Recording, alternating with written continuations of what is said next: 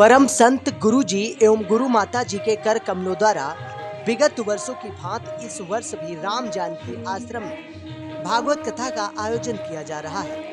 उक्त कथा में व्यासपीठ पर प्रसिद्ध भगवताचार्य गोपी कृष्ण प्रिया जी के मुखारबिंद से कथा की प्रस्तुति की जा रही है। कथा के 5वें दिन भगवताचार्य गोपी कृष्ण प्रिया जी ने सभी भक्तजनों को भगवान कृष्ण की बाल लीलाओं का दर्शन कराकर और कथा का सुंदर वर्णन कर लोगों को भाव विभोर कर दिया। आज संत महात्माओं के अतिरिक्त क्षेत्रीय नागरिकों ने भी बढ़ चढ़कर हिस्सा लिया।